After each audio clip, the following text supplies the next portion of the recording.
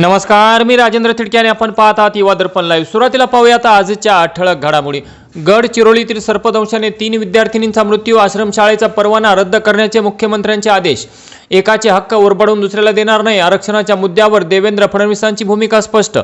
मुंबई लोकलमध्ये जेएनजीसाठी 3 डबे राखीव ठेवा, भाजप नगरसेवकीची रेल्वे मंत्र्यांकडे मागणी। आणि जरांगे हे महाराष्ट्राचे मालक आहेत का? चंद्रशेखर बावनकुळेवरील टीकेवरून अमरावती तेली समाज आक्रमक।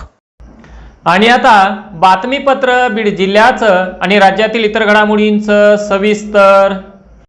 गेवराई तालुक्यातील तलवडा येथील जिल्हा परिषद शाळा व उच्च माध्यमिक विद्यालयाच्या मुख्य प्रवेशद्वाराजवळ शाळा भरण्याच्या आणि सुटण्याच्या वेळेस काही टवाळखोर तरुण दुचाकीवरून विनाकारण चक्रा मारत असतात। सायलेन्सरचा मोठा आवाज करणे, हॉर्न वाजवणे आणि मुलींच्या मागे गाडी भरधाव वेगाने पळवणे अशा प्रकारे ते सर्रासपणे घडत आहेत। शाळेच्या मुख्याध्यापकाने तलवडा पोलीस स्टेशनला याबाबत पत्र सुद्धा दिले, मात्र ठोस कारवाई झालेली नाही। अनेक दिवसांपासून सुरू असलेल्या या त्रासामुळे विद्यार्थिनी कमालीच्या दडपणाखाली आल्या आहेत। अनेक दिवसांपासून हे टवाळखोर मुलं शाळेबाहेर उभी राहून छेडछाड करत असतात। त्यामुळे शाळा भरताना आणि सुटताना या परिसरात पोलिसांचे विशेष चिडीमार पथक तैनात करण्यात यावे अशी आक्रमक मागणी स्वाभिमानी शेतकरी संघटनेचे उपयुवा जिल्हाध्यक्ष शेख खिजर जैनुद्दीन यांनी केली आहे। पोलिसांनी तातडीने कारवाई न केल्यास आंदोलनाचा इशाराही यावेळी शेख खिजर यांनी दिलाय। या प्रकरणी आता तलवाडा पोलीस या रोड रोमियोंचा कसा बंदोबस्त करतात हे पाहणं महत्त्वाचं ठरणार आहे। Association of small and medium newspaper of इंडियाच्या वतीने छत्रपती संभाजीनगर येथे नव्यानेच रुजू झालेले उपसंचालक प्रवीण टाके तसेच सहाय्यक उपसंचालक सुरेश पाटील यांचे पुष्पगुच्छ देऊन स्वागत करण्यात आले। यावेळी association of small and medium newspaper of इंडियाचे महाराष्ट्र प्रदेश राज्याध्यक्ष श्री प्रदीप कुलकर्णी यांनी उपसंचालक प्रवीण टाके यांच्याशी राज्यातील छोट्या व मध्यम वृत्तपत्रांना भेडसावणाऱ्या विविध समस्या तसेच प्रलंबित प्रश्नांबाबत सविस्तर चर्चा केली। विशेषतः वृत्तपत्रांच्या दैनंदिन कामकाजाशी संबंधित अडचणी, शासन स्तरावरील प्रलंबित प्रश्न, वृत्तपत्रांना आवश्यक असलेले प्रशासकीय सहकार्य आणि विविध बाबींवर संघटनेची भूमिका याबाबत यावेळी चर्चा करण्यात आली। संघटनेच्या वतीने मांडण्यात आलेल्या विविध प्रश्नांची उपसंचालक प्रवीण टाके यांनी अस्तेवाईकपणे माहिती घेतली। यावेळी अस्मानीचे महाराष्ट्र प्रदेश राज्य कार्यकारिणी सदस्य भगवान शहाणे तसेच संघटनेचे सदस्य व संपादक आर जाबा, रामनारायण जोशी, जगदीश वेद पाठक, शामराव सोळुंके, रमेश जाबा, सुनीताताई पाटील, सुरेश क्षीरसागर हिंगोलीकर, फिरोज खान, बबन सोनवणे, समाधान वाणी, संजय हिंगोलीकर यांचीही उपस्थिती होती।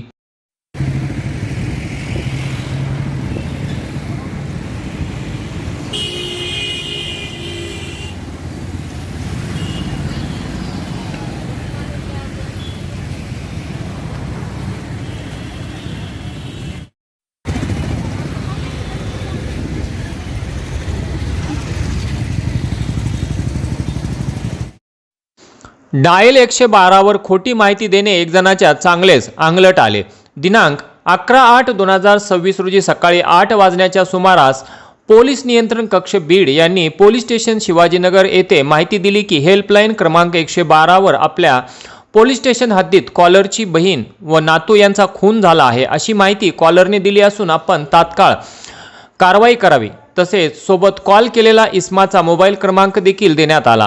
त्यानंतर पोलीस निरीक्षक यांच्या आदेशावरून शिवाजीनगर पोलीस ठाणे येथील पोलीस अधिकारी व स्टाफ हे तात्काळ बीड शहरातील घटनास्थळी रामकृष्ण मंगल कार्यालयाजवळ गेले असता सदर ठिकाणी पांडुरंग रेसिडेन्सी येथे कॉलर महावीर कर्नावट यास समक्ष बोलावले व त्याच्याकडे त्याची बहीण व नातू याबाबत विचारपूस केली असता त्याने सांगितले की माझी बहीण फोन उचलत नसून माझ्या घरी मला मारण्यासाठी काही लोक आले होते।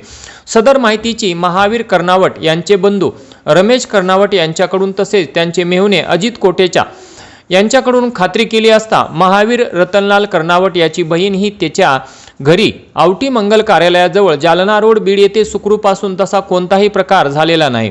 तसेच सदर कॉलर याने आज सकाळी 5:15 वाजण्याच्या सुमारास देखील डायल 112 वर कॉल करून त्याच्या घरावर कोणीतरी स्प्रे मारून निघून गेले आहेत अशी माहिती दिल्याने सदर ठिकाणी पोलिसांनी जाऊन खात्री केली असता त्याने खोटी माहिती दिल्याचे निष्पन्न झाले।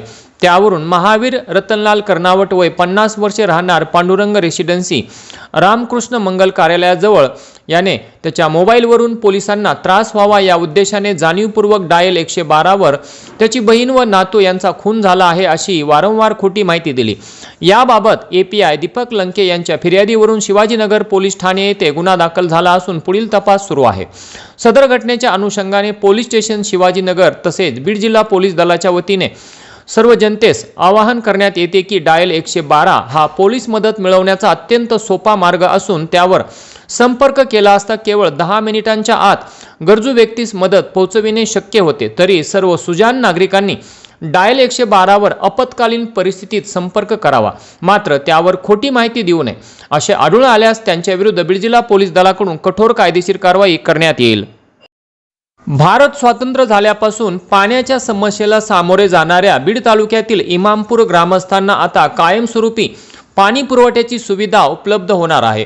उपमुख्यमंत्री एकनाथ शिंदे यांच्या माध्यमातून युवा सेना मराठवाडा निरीक्षक श्री बाजीराव दादा चव्हाण यांच्या स्वखर्चातून उभारण्यात आलेल्या पाणी पुरवठा योजनेचा शुभारंभ दिनांक 13 ऑगस्ट 2026 रोजी व फलोत्पादन मंत्री भरतशेठ गोगावले यांच्या हस्ते करण्यात येणार आहे। इमामपूर ग्रामस्थांच्या अनेक वर्षांच्या पाणी प्रश्नाला आता कायमचा दिलासा मिळणार असून इमामपूर गावासाठी हा एक ऐतिहासिक क्षण ठरणार आहे। या दौऱ्यात गावाच्या विकासासाठी इमामपूर परिसरात सुरू असलेल्या कामांचा आढावाही घेतला जाणार आहे। विशेष म्हणजे इमामपूर येथे सुमारे 1000 झाडांची लागवड करण्यात आली असून या झाडांचे संगोपनही केले जात आहे। पाणी, रोजगार आणि पर्यावरण या तिन्ही क्षेत्रामध्ये इमामपूरच्या विकासाला चालना देणारा हा उपक्रम ठरणार असून दिनांक 13 ऑगस्ट रोजी हा दिवस इमामपूरच्या इतिहासात अत्यंत महत्त्वाचा ठरणार आहे। दिनांक 10 ऑगस्ट 2026 रोजी मराठा साम्राज्य विजय दिनानिमित्त राक्षस भुवन तालुका गेवराई जिल्हा बीड येथे आयोजित भव्य राक्षस भुवन लढाई विजयी सोहळ्यात स्वप्नील वरपे पाटील यांना आदर्श शंभू भक्त पुरस्कार 2026 हा प्रदान करण्यात आला। गुजरात येथील स्वामी विश्वेश्वरानंद महाराज यांच्या हस्ते हा सन्मान करण्यात आला। यावेळी धाराशिवचे आमदार श्री कैलास पाटील, गोरक्ष मिलिंद भाऊ एकबोटे, दिग्दर्शक व अभिनेते श्री सुधीर निकम, प्रमुख वक्ते श्री गोरक्षनाथ आबूज, पानिपतच्या लढाईतील वंशज श्री मराठा रामनारायण यांच्यासह विविध मान्यवर तसेच विविध जिल्ह्यातून आलेले समाजसेवक, गोरक्षक, हिंदू धर्म व सनातन धर्मासाठी कार्य करणारे कार्यकर्ते आणि मित्र बांधव यांची मोठ्या संख्येने उपस्थिती होती। या प्रसंगी हा पुरस्कार माझा एकट्याचा नसून माझ्या सामाजिक कार्यात माझ्या पाठीशी उभ्या राहणाऱ्या माझ्या प्रत्येक मित्र, बांधव आणि समाज बांधवांचा आहे, अशी प्रतिक्रिया स्वप्नील वरपे पाटील यांनी यावेळी व्यक्त केली।